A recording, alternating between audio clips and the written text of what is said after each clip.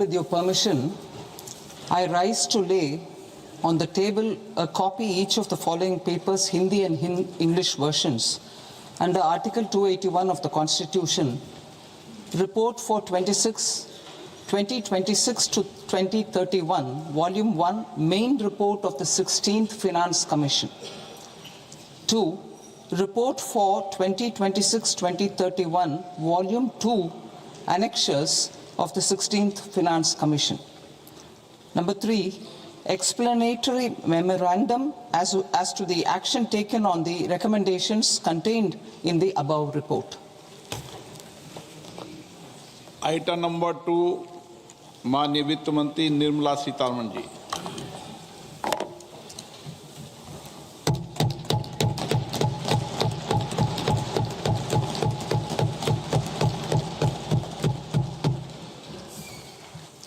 Honorable Speaker, sir, on the sacred occasion of Magh Purnima and the birth anniversary of Guru Ravidas, I present the budget for the year 2026-2027.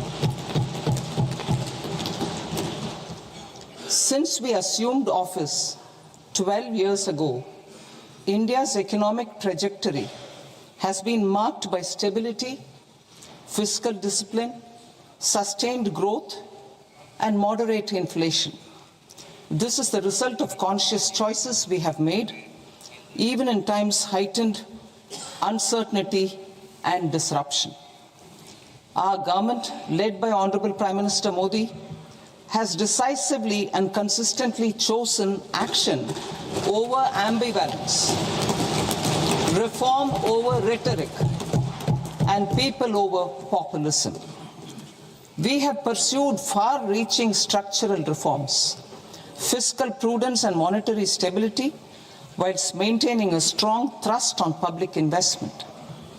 Keeping Atmanirbharta as a lodestar, we have built domestic manufacturing capacity, energy security, and reduced critical import dependencies.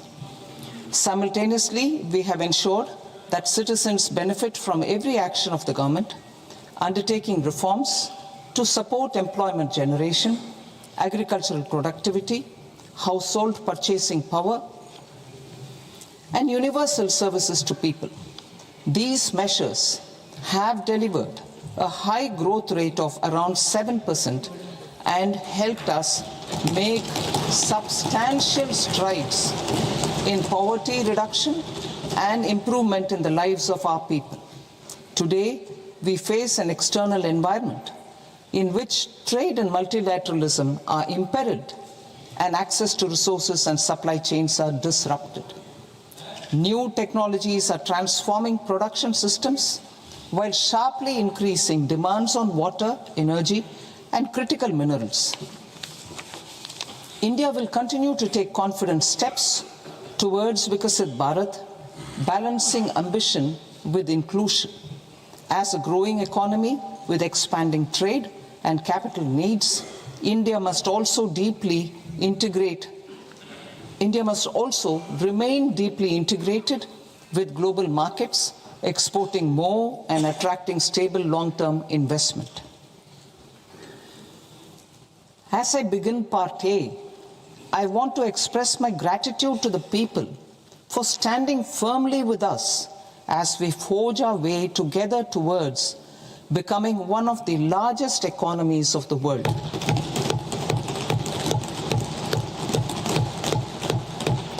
Our aim is to transform aspiration into achievement and potential into performance as we ensure that the dividends of growth reach every farmer, the scheduled caste, the scheduled tribes, the nomads, the youth, the poor, and the women.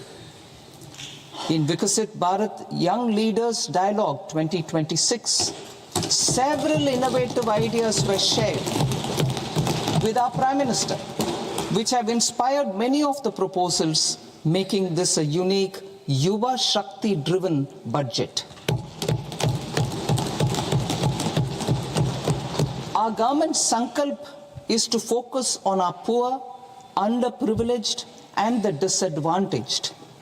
To deliver on this sankalp, And given that this is the first budget prepared in Kartavya Bhavan, we are inspired by three Kartavya. Our first Kartavya is to accelerate and sustain economic growth by enhancing productivity and competitiveness and building resilience to volatile global dynamics. Our second Kartavya is to fulfill aspirations of our people and build their capacity, making them strong partners in India's path to prosperity. Our third Kartavya, aligned with our vision of Sabka Saath, Sabka Vikas, is to ensure that every family, community, region, and sector has access to resources, amenities, and opportunities for meaningful participation. This threefold approach requires a supportive ecosystem. The first requirement is to sustain the momentum of structural reforms, continuous, adaptive, and forward-looking. Second, a robust and resilient financial sector is central to mobilizing savings, allocating capital efficiently, and managing risks. Third, cutting-edge technologies, including AI applications, can serve us as force multipliers for better governance. Reform Express. Our government has undertaken comprehensive reforms towards creating employment, boosting productivity, and accelerating growth. After the Prime Minister's announcement on Independence Day in 2025, over 350 reforms have been rolled out. This includes GST simplification, notification of labor codes, and rationalization of mandatory quality control orders. High-level committees have been formed, and in parallel, the central government is working with the state governments on deregulation and reducing compliance requirements. The Reform Express is well on its way and will maintain its momentum to help us fulfill our Kartavya. I now move to specific proposals. Under our first Kartavya, to accelerate and sustain economic growth, I propose interventions in 6 areas. 1. Scaling up manufacturing in 7 strategic and frontier sectors. 2. Rejuvenating legacy industrial sectors. 3. Creating champion MSMEs. 4. Delivering a powerful push for infrastructure.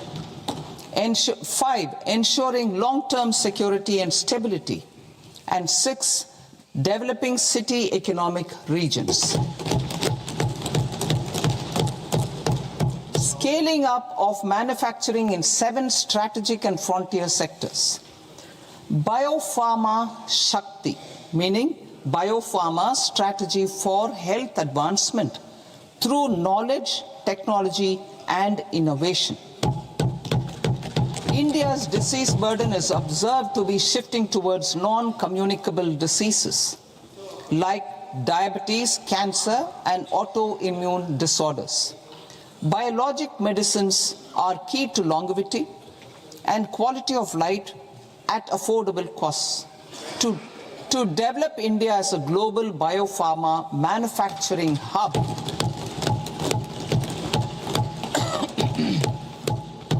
I propose the Biopharma Shakti with an outlay of 10,000 crores over the next 5 years. This will build the ecosystem for domestic production of biologics and biosimilars. The strategy will include a biopharma-focused network with 3 new national institutes of pharmaceutical education and research, popularly known as NIPERs, and upgrading 7 existing ones. It will also create a network of 1,000 accredited India clinical trials sites We propose to strengthen the Central Drug Standard Control Organization to meet global standards and approve timeframes through and approval timeframes through a dedicated scientific review cadre and specialists. India's Semiconductor Mission 1.0 expanded India's semiconductor sector capabilities. Building on this, we will launch ISM 2.0 to produce equipment and materials, design full-stack Indian IP, and fortify supply chains. We will also focus on industry-led research and training centers to develop technology and skilled workforce. The Electronics Components Manufacturing Scheme, launched in April 2025 with an outlay of 22,919 crores, already has investment commitments at double the targets. We propose to increase the outlay to 40,000 crores to capitalize on this momentum.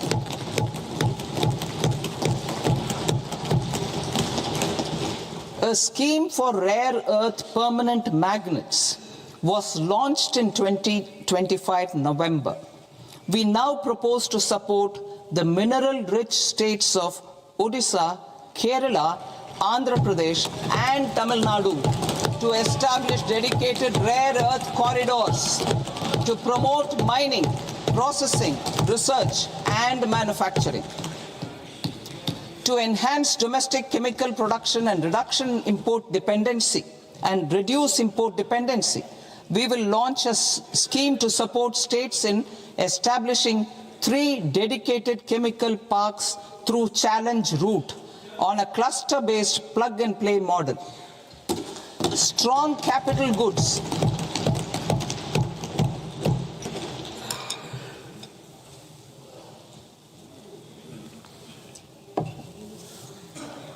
Strong capital goods capability is a determinant of productivity and quality across different sectors. Towards building this capacity, I propose the following. High-tech tool rooms will be established by central public sector enterprises at 2 locations as digitally enabled automated service bureaus that locally design, test, and manufacture high-precision components at scale and at lower cost. 2. A scheme for enhancement of construction and infrastructure equipments will be introduced to strengthen domestic manufacturing of high value and technologically advanced CIE. This can range from lifts in a multi-storied apartment or firefighting equipment in multiplexes, large or small, and to tunnel boring equipments for building metros and high-altitude roads. I also propose a scheme for container manufacturing to create a globally competitive container manufacturing ecosystem with a budgetary allocation of 10,000 crores over a 5-year period. For the labor-intensive textile sector, I propose an integrated program with 5 subparts. 1. The National Fiber Scheme for self-reliance in natural fibers, such as silk, wool, and jute, man-made fibers, and new age fibers.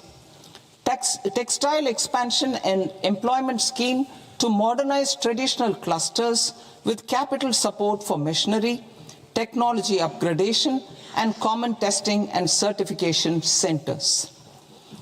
3. The National Handloom and Handicraft Program to integrate and strengthen existing schemes and ensure targeted support for weavers and artisans. Tex Eco Initiative to promote globally competitive and sustainable textiles and apparels. Samarth 2.0 to modernize the upgrade the textile skilling ecosystem through collaboration with industry and academic institutions. Further, I propose to set up mega textile parks in challenge mode. They can also focus on bringing value addition to technical textiles. I propose to launch the Mahatma Gandhi Gram Swaraj initiative to strengthen khadi, handloom and handicrafts. This will help in global market linkage and branding. It will streamline and support training, skilling, quality of process and production. This will benefit our weavers, village industries, one district, one product ODOP initiative, and also our rural youth. India has the potential to emerge as a global hub for high quality, affordable sports goods. I propose a dedicated initiative for sports goods that will promote manufacturing, research, and innovation in equipment design as well as material sciences. Rejuvenation of legacy industrial clusters.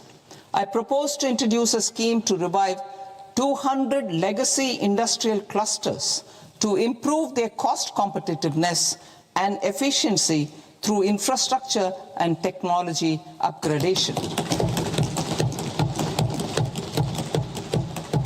Creating champion SMEs and supporting micro enterprises. Recognizing MSMEs as a vital engine of growth, I propose a three-pronged approach to help them grow as champions. Equity support. I propose to introduce a dedicated 10,000 crores SME growth fund to create future champions, incentivizing enterprises based on select criteria. I also propose to top up the Self-Reliant India Fund set up in 2021 with 2,000 crores to continue support to micro enterprises and maintain their access to risk capital. Liquidity support. With TREDS, more than 7 lakh crore has been made available to MSMEs. To leverage its full potential, I propose 4 measures. 1. Mandate TREDS as the transaction settlement platform for all purchases from MSMEs by CPSEs, serving as a benchmark for other corporates. 2. Introduce a credit guarantee support mechanism through CGT MSE for invoice discounting on TREDS platform. 3. Link GEM with TREDS for sharing information with financiers about government purchases from MSMEs, encouraging cheaper and quicker financing. 4. Introduce TREDS receivables as asset-backed securities, helping develop a secondary market, enhancing liquidity and settlement of transactions. Professional support. Government will facilitate professional institutions such as the ICAI, ICSI, ICMAI to design short-term modular courses and practical tools to develop a cadre of corporate mitras, especially in Tier 2 and Tier 3 towns. These accredited para-professionals will help MSMEs meet compliance requirements at affordable costs. Infrastructure. During this past decade, our government has undertaken several initiatives for large-scale enhancement of public infrastructure, including through new financing instruments such as Infrastructure Investment Trust (InvITs) and Real Estate Investment Trust (REITs), and institutions like NIIF and NABFID. We shall continue to focus on developing infrastructure in cities with over 5 lakh population, that is Tier 2,